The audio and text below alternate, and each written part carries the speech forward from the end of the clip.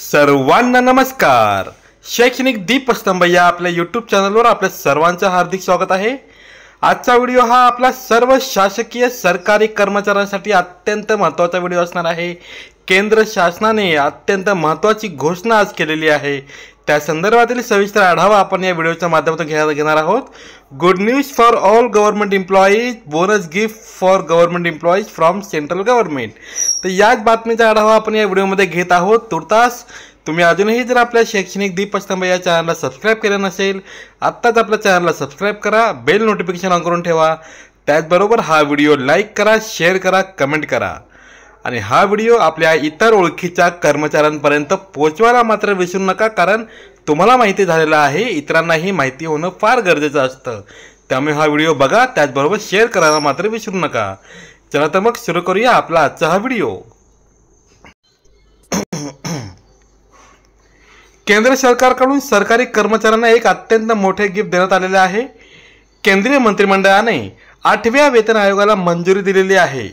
केंद्र सरकारचे कर्मचारी आणि पेन्शनधारक 8व्या वेतन आयोगाची गेल्या कित्येक दिवसांपासून वाट पाहत होते आणि अखेर सरकारने 8व्या वेतन आयोगाला आता मंजुरी दिलेली आहे। थोडक्यात ज्याची वाट सर्व शासकीय कर्मचारी पाहत आहे, तो दिवस आज उजाडलेला आहे आणि केंद्र सरकारने 8व्या वेतन आयोगाला आता मंजुरी दिलेली आहे। त्या संदर्भातील वाटचाल आता शासनाने सुरू केलेली आहे।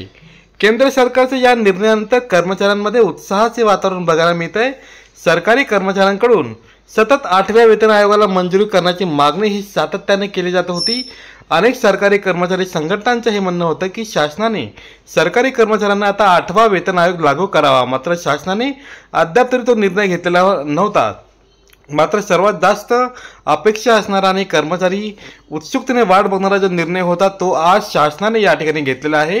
सरकारने सर्व शासकीय कर्मचाऱ्यांना, केंद्रीय कर्मचाऱ्यांना 8वा वेतन आयोग लागू करण्याची कुठेतरी सुरुवात या ठिकाणी केलेली आहे। आता लवकरच एक समिती स्थापन करून 8वा वेतन आयोग तयार करण्याची प्रक्रिया सुरू केली जाणार असल्याचे या ठिकाणी केंद्रीय मंत्रिमंडळ बैठकीमध्ये निर्णय घेण्यात आलेला आहे।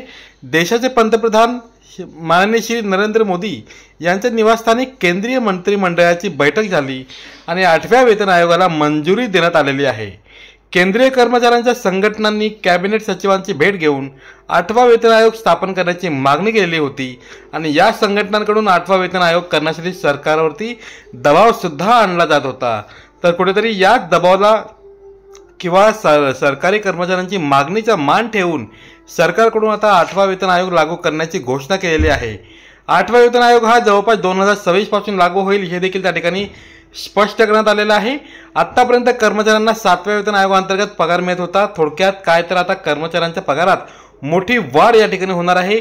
1 जानेवारी 2016 पासून देशात 7वा वेतन आयोग लागू झाला होता आणि अनेक लोकांना या ठिकाणी याचा फायदा झाला होता। जणू काही शासनाने या ठिकाणी सरकारी कर्मचाऱ्यांना गिफ्ट दिलेलं आहे। त्याची अंमलबजावणी 1 जानेवारी 2026 पासून या ठिकाणी होणार आहे। 8वा वेतन आयोग या ठिकाणी लागू केला जाईल। कालांतराने केंद्राला हा आयोग लागू केल्यानंतर राज्याला सुद्धा हे 8वा वेतन आयोग लागू होतो, त्यामुळे साहजिकच केंद्रीय कर्मचाऱ्यांना प्रथम लाभ होणार आहे, त्यानंतर राज्य शासकीय कर्मचाऱ्यांना सुद्धा हा लाभ त्या ठिकाणी मिळणार आहे। या संदर्भातली सविस्तर माहिती आढावा आपण या व्हिडिओ आपण घेतलेलाच आहे। या संदर्भातील अपडेट्स आपल्यापर्यंत पोहोचत राहू। फक्त चॅनलशी कनेक्टेड राहा, चॅनलला सबस्क्राईब करा, बेल नोटिफिकेशन ऑन करून ठेवा आणि हा व्हिडिओ लाईक करा, कमेंट करा आणि जास्तीत जास्त शेअर करा ही विनंती। धन्यवाद।